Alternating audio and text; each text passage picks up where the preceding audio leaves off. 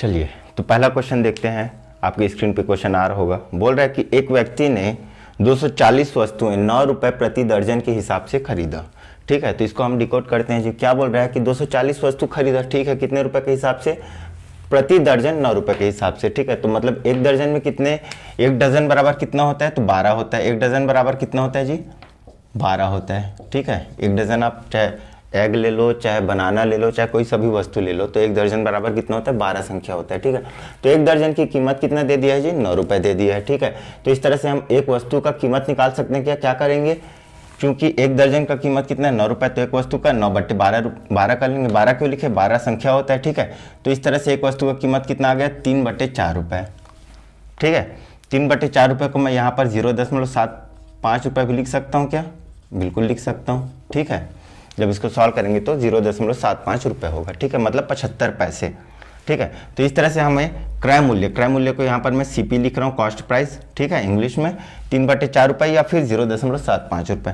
विक्रय मूल्य आगे क्या बोल रहा है देखो क्वेश्चन में, यदि वह उन्हें 1 रुपए पर वस्तु, ठीक है, 1 रुपए पर वस्तु के हिसाब से वो क्या कर रहा है? बेच रहा है। ठीक है, 1 रुपए के हिसाब से एक वस्तु को कितने रुपए में बेच रहा है? 1 रुपए में। ठीक है, तो उसका एसपी, ठीक है, सेलिंग प्राइस या फिर विक्रय मूल्य कितना हो जाएगा जी? 1 रुपए हो जाएगा। तो इस तरह से, ठीक है, विक्रय मूल्य ज़्यादा का है और क्रय मूल्य 0.75 मतलब 75 पैसे में, तो मतलब लाभ हो रहा है, दिख रहा है हमें। ठीक है, तो लाभ प्रतिशत मतलब प्रॉफिट परसेंट।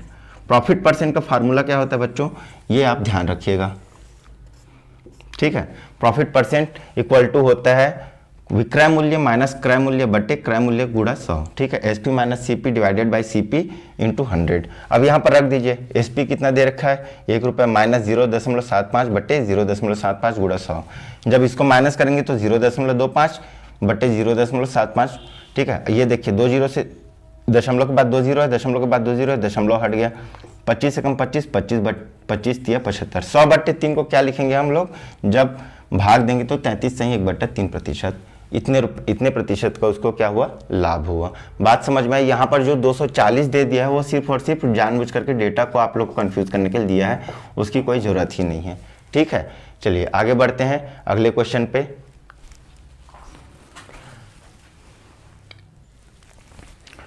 चलिए अगला क्वेश्चन फिर से क्रय मूल्य विक्रय मूल्य पर आधारित है, लाभ हानि पर आधारित क्वेश्चन है। ठीक है, चलिए आगे क्या बोल रहा है देखते हैं। आपकी स्क्रीन पे क्वेश्चन आ रहा होगा, चलिए पढ़ते हैं।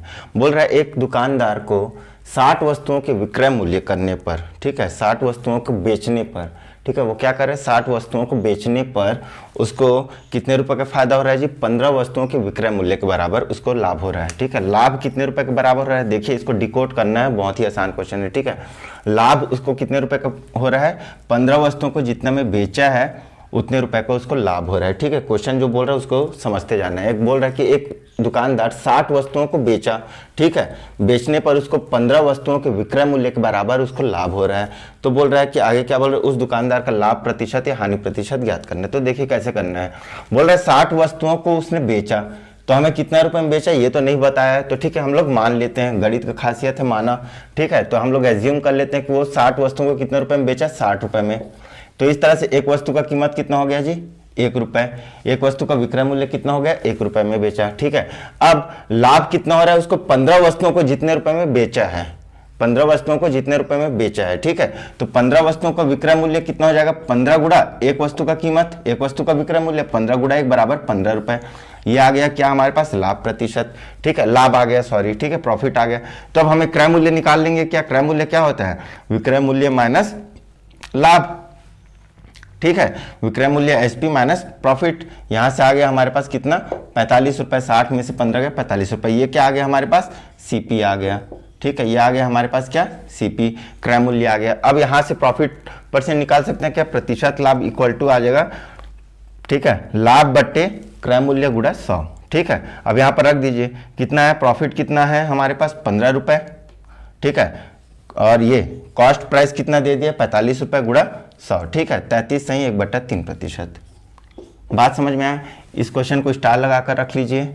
ऐसे क्वेश्चन अभी और 2-4 कराऊंगा मैं आने वाले समय पर, और ऐसे ही क्वेश्चन पेपर में पूछा जाएगा कि 60 वस्तुओं को यहाँ पर विक्रय मूल्य की जगह क्रय मूल्य दे देगा, हानि दे देगा, कुछ भी दे सकता है। ठीक है, इसके और भी टाइप्स में करा दूंगा और कुछ क्वेश्चन आप लोगों को होमवर्क में दे दूंगा। ठीक है, चलिए आगे बढ़ते हैं। ठीक, बात समझ में आया, इसको 2-3 बार आप ट्राई कीजिएगा। ठीक है, चलिए आगे बढ़ते हैं।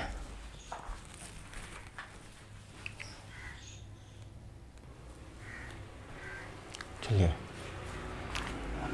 अगला क्वेश्चन बोल रहा है कि रेखा, ठीक है, रेखा L जो है, ये जो L है, ठीक है, लाइन जो L है वो M और N रेखा को क्या कर रहा है, इंटरसेक्ट कर रहा है, क्या कर रहा है, प्रतिच्छेद करता है। ठीक है, कहाँ कहाँ, M को P बिंदु पर और N को Q बिंदु पर प्रतिच्छेद कर रहा है। और M और N कैसा है,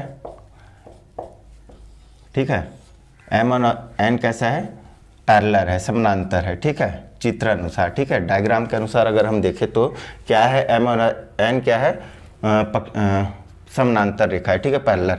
तो बोल रहे इसमें संगत कोण कौन कौन सा होगा, संगत कोण कौन सा होगा, संगत कोण। तो संगत कोण किसको बोलते हैं, ठीक है, ये रेखा है और ये रेखा है, तो इसका जो ऊपर ऊपर वाला भाग है और एक साइड में है वो संगत कोण होगा। इसके जो नीचे नीचे में जो भाग है वो क्या होंगे, उसके संगत कोण होंगे। जैसे अगर मैं बात करूं संगत कोण, तो रेखा एंगल 1 तो इसका भी ऊपर में आएगा और इसी साइड में आएगा, तो इक्वल टू होगा वह एंगल 5, ये संगत कोण हो जाएगा।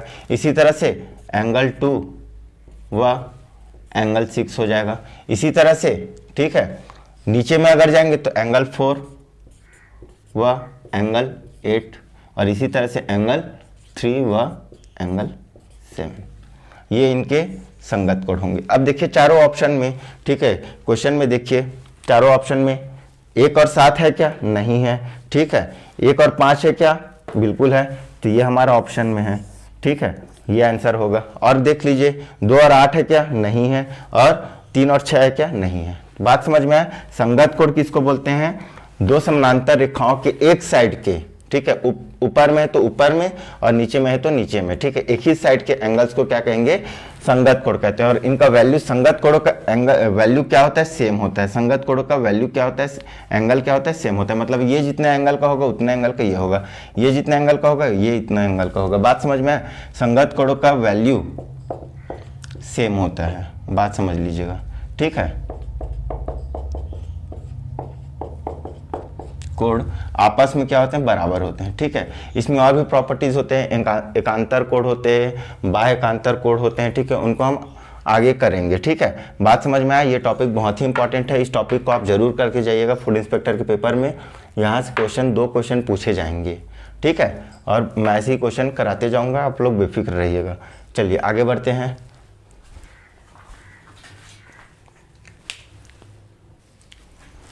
चलिए आगे बढ़ते हैं हम लोग अगले क्वेश्चन पे। क्षेत्रमिति का क्वेश्चन है, समबाहु त्रिभुज का क्वेश्चन है। ठीक है, तो समबाहु त्रिभुज क्या होता है, सबसे पहले ये समझते हैं। ठीक है, तो समबाहु त्रिभुज ऐसे त्रिभुज जिनके तीनों कोण बराबर हो और तीनों भुजाएं आपस में बराबर हो, जिनके प्रत्येक कोण क्या हो, 60 अंश का हो। तीनों कोण अगर बराबर होंगे तो 60 अंश हो जाएंगे। क्यों, क्योंकि त्रिभुज के तीनों कोणों का योग क्या होता है, 180 अंश होता है। इस चीज़ को आप लोग नोट करके रख लीजिएगा कि त्रिभुज के तीनों कोणों का योग, एंगल्स का योग कितना होता है, सम कितना होता है, 180 अंश होता है, 180 डिग्री होता है। ठीक है, तो प्रत्येक कोण, ईच एंड एवरी एंगल्स कितना हो जाएगा, ठीक है, 60 डिग्री का, 60 अंश का हो जाएगा। और प्रत्येक भुजा, प्रत्येक साइड्स कितने का हो जाएगा, वैल्यू सेम होता है, तो उसको बोलते हैं समबाहु त्रिभुज। ठीक है, तो समबाहु त्रिभुज का क्षेत्रफल क्या होता है बच्चों, तो √3/4 इंटू साइड्स का स्क्वायर है ना, भुजा का स्क्वायर। ठीक है, √3/4 इंटू भुजा का स्क्वायर।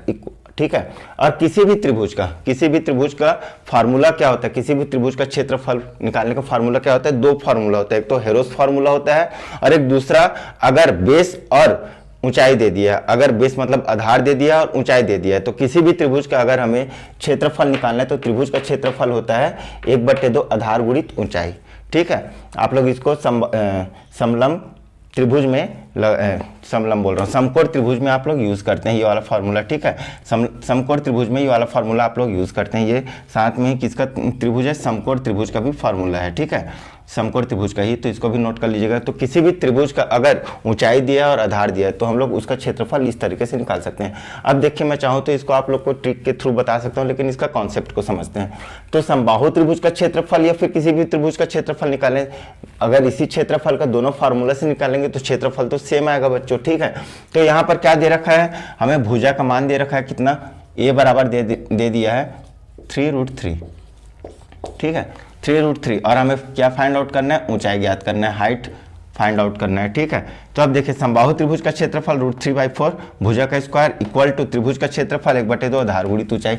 ठीक है, अब यहाँ पर से भुजा का मान कितना दे दिया है, यहाँ पर भुजा का मान a दे दिया है तो a² रख दिया। ठीक है, यहाँ पर फॉर्मूला में अब 1/2, यहाँ पर आधार, आधार मतलब बेस इसको बोलते हैं, इसका वैल्यू कितना दे दिया है, a दे दिया है। ठीक है, और ऊंचाई कितना है, h। ठीक है, अब देखिए a से a, ये a इंटू ए था, a² है ना, तो ये a² 2 बार लिखा है तो a से a कट गया। ठीक है, क्या बचा रूट, और ये 2 1 कम 2, 2 दूनी 4, √3/2 a इक्वल टू h। तो किसी भी समबाहु त्रिभुज का ये फार्मूला है जी। ठीक है, कहाँ कैसे आया मैं आपको बता दिया। ठीक है, किसी भी समबाहु त्रिभुज में ऊंचाई और भुजा का जो संबंध होता है वो ये होता है। ठीक है, √3/2 a इक्वल टू h होता है। ठीक है, ऊंचाई, अब यहाँ पर हमें ऊंचाई ज्ञात करना है, हमें a का वैल्यू दे रखा है, a का वैल्यू हम यहाँ से रख देते हैं। ठीक है, √3/2 इंटू 3, √3 इक्वल टू h। अब इसको जब सॉल्व करेंगे तो √3 3 हो जाएगा, 3 3 जा 9 हो जाएगा। ठीक है, divided by 2 equal to h। इस तरह से हाइट आ गया। ठीक है, अब आपके ऑप्शन में ये दे दिया 4.5, 9/2 को जब आप सॉल्व करेंगे तो 4.5 आएगा। ठीक है, ये आ गया हमारे पास आंसर। बात समझ में आया, ये बहुत ही इंपॉर्टेंट क्वेश्चन है, बहुत ही ज़्यादा इंपॉर्टेंट क्वेश्चन। इसको 2 बार 3 बार आप लोग जरूर सॉल्व कीजिएगा। ये समबाहु त्रिभुज का क्षेत्रफल है, किसी भी त्रिभुज का क्षेत्रफल है, अगर ऊंचाई दिया हो तो, ऊंचाई और आधार दिया हो तो। ठीक है, अदरवाइज आप हेरो का फार्मूला यूज करेंगे। ठीक है, चलिए आगे बढ़ते हैं अगले क्वेश्चन पे।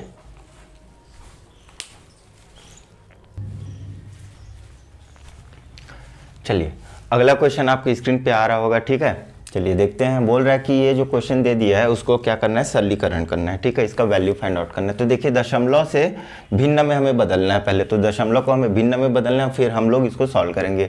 ये टॉपिक मैं अपने वीडियो में बता चुका हूँ पिछले लेक्चर्स में। अगर आप लोगों को दशमलव को भिन्न में, भिन्न को दशमलव में बदलने नहीं आता तो जरूर उस वीडियो को देखिए, वहाँ से एक क्वेश्चन 100% बनेगा।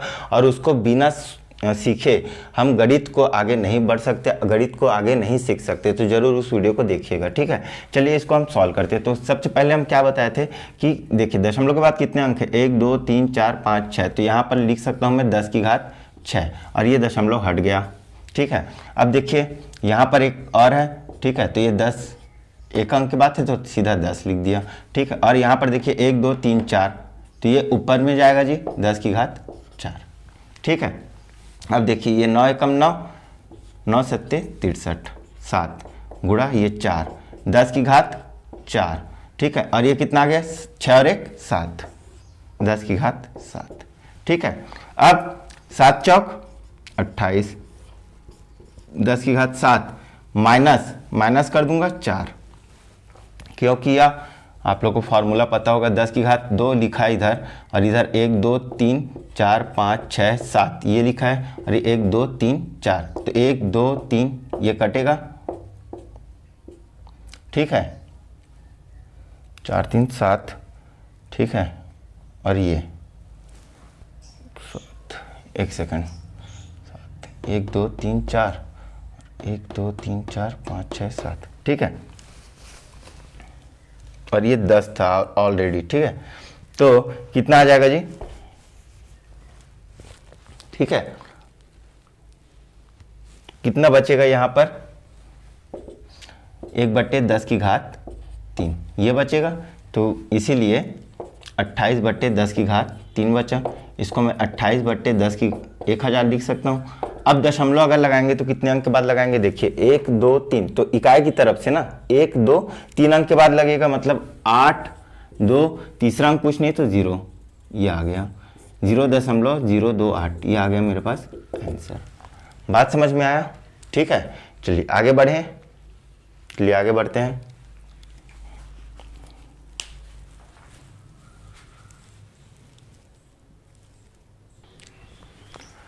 चलिए आगे बढ़ते हैं।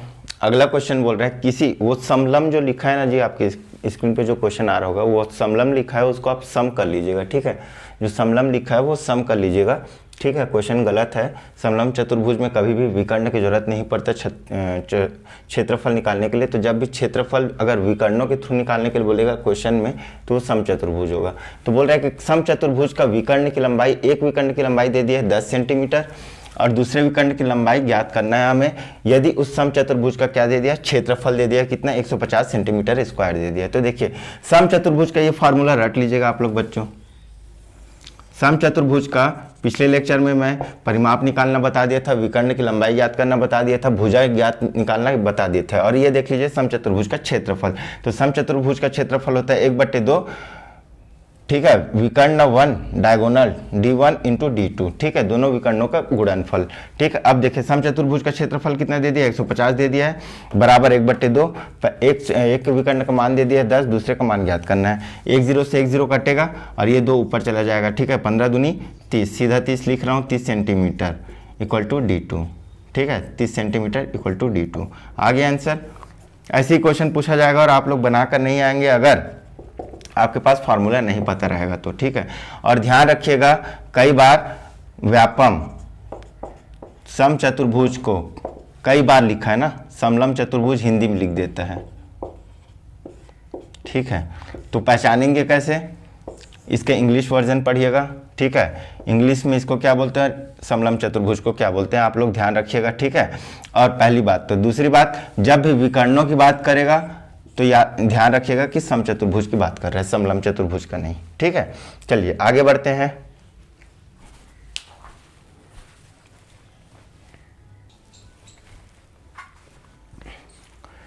चलिए अगला क्वेश्चन क्या बोल रहा है, 4 क्रमागत अभाज्य संख्या है, प्राइम नंबर, 4 क्रमागत अल्टरनेट। ठीक है, मतलब अगर पहला अभाज्य संख्या अगर मैं मान लेता हूँ 2 अभाज्य संख्या है। ठीक है, तो अगला कौन सा होगा, 3 होगा, फिर उसके बाद 5 होगा, उसके बाद 7 होगा, उसके बाद कौन सा होगा, 11 होगा, उसके बाद 13 होगा, उसके बाद 17 होगा, उसके बाद 19 होगा, उसके बाद 23 होगा, उसके बाद कौन सा होगा जी, 29 होगा।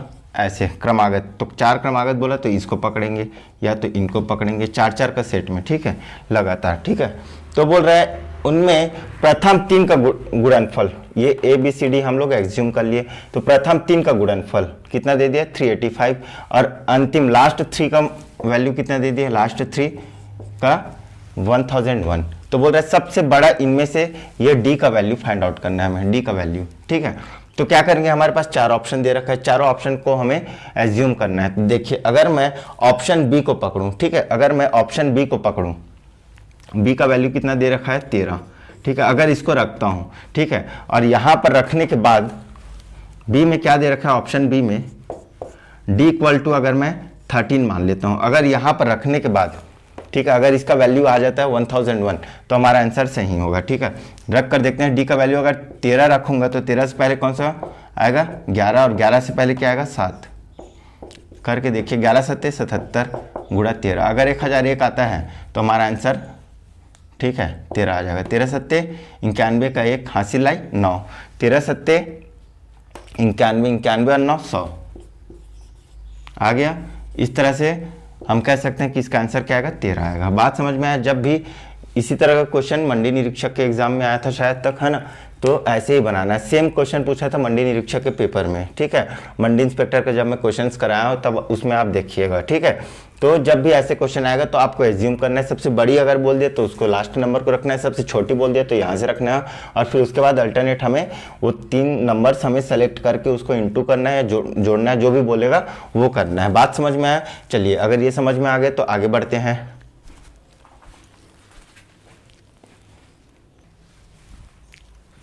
चलिए अगला क्वेश्चन आपकी स्क्रीन पे आ रहा होगा, बोल रहा है कि निम्न संख्याओं में कौन सी संख्या बड़ी है। तो ध्यान रखिएगा, ऐसे क्वेश्चन देगा, ठीक है, जब क्या हो, घात दिया हो। ठीक है, सबसे पहले घात दिया हो और वो परिमेय संख्या में ना हो। परिमेय संख्या मतलब P/Q के फॉर्म में ना लिखा हो। ठीक है, सीधा नॉर्मल संख्या दिया हो, 50 40 30 20, अगर वो 2 की घात 1/50 ना लिखा हो, ठीक है, उसके जगह हम क्या लिखा हो, 2 की घात 50 लिखा हो। ठीक है, बट्टे वाले में अलग कंडीशन रखते हैं बच्चों। ठीक है, और नॉर्मल संख्या दिया रहता है P/Q, जहाँ पर Q इक्वल टू, जब P/Q में Q इक्वल टू 1 हो, ठीक है, तब उस वाले कंडीशन में, ठीक है, P/Q में ऐसे परिमेय संख्या जहाँ पर q का वैल्यू क्या हो 1 हो, मतलब 50 40 सिंपल नंबर दे रखा हो घात में, तब क्या करेंगे, तब घातों का हम क्या करेंगे, सबसे पहले HCF निकाल लेंगे। ठीक है, महत्तम समापवर्त निकाल लेंगे, महत्तम समापवर्तक निकाल लेंगे। घातों का क्या करेंगे, पावर्स का क्या करेंगे हम लोग, HCF निकाल लेंगे। तो पावर्स कौन कौन से देखिए, 50 40 30 और 20। बात समझ में आया। यहाँ पर बट्टे में रहता है तो दूसरा कुछ करते हैं हम लोग, लघुत्तम पहले निकालते, ठीक है, लेकिन यहाँ पर घात क्या है, महत्तम है, इसलिए सीधा हम क्या करेंगे, HCF निकालेंगे, महत्तम निकालेंगे। ठीक है, तो 50 40 30 का अगर मैं निकालूंगा तो देखिए यहाँ से भी 10 कॉमन निकल रहा है, यहाँ से भी 10 कॉमन निकल रहा है, यहाँ से भी 10 और यहाँ से भी 10, 10 पंचे 50, 10 चौक 40, 10 तिया 30, 10 दूनी 20। अब ये पांचों संख्या से कुछ और कॉमन निकल रहा है क्या, नहीं निकल रहा है। ठीक है, तो इसका HCF कितना आ गया जी, 10 आ गया। इसका HCF कितना आ गया, 10 आ गया। ठीक है, हाईएस्ट कॉमन फैक्टर को बोलते हैं हम लोग HCF निकालना। ठीक है, तो HCF निकालना अगर नहीं आता है तो थोड़ा सा सीख लीजिएगा बेसिक। ठीक है, इस तरीके से भी निकाल सकते हैं। ठीक है, अब जो घात है उसके साथ HCF को मैं भाग देते जाऊंगा, 2 की घात 50 से बट्टा 10 कर दूंगा, 2 की घात 5, 2 की घात 5 बराबर 32। सेम इसी तरह से 3 में करूंगा, 3 की घात 40 बट्टे 10, 10 क्या है, HCF है, 3 की घात 4 81। फिर इसी तरह से करूंगा तो 64 आ जाएगा, 5 के लिए आ जाएगा तो 25। तो सबसे बड़ी संख्या कौन सी नजर आ रही है मुझे, 81 का वैल्यू। तो सबसे बड़ी संख्या क्या आ जाएगा, 3 की घात 40। इसी को पूछा है। ठीक है, अगर इस असेंडिंग या डिसेंडिंग ऑर्डर में पूछता है तो इसके बाद कौन सा आएगा, 64 आएगा, 4 की घात 30। इसके बाद क्या आएगा, 2 की घात 50 और सबसे छोटी संख्या 5 की घात 20। बात समझ में आया। ऐसे क्वेश्चन 2-3 क्वेश्चन आप लोग प्रैक्टिस सेट से लगा लीजिएगा अपने बुक वगैरह से। ठीक है, ऐसे क्वेश्चन पूछे जाएंगे। और एक अगर 2 की घात 1/50 ऐसे टाइप का दिया हो तो उसको भी ट्राई कीजिएगा आप। ठीक है, आने वाले समय पर मैं कराऊंगा इस टाइप का क्वेश्चन। चलिए, अगर ये समझ में आ गए तो एक क्वेश्चन और करते हैं।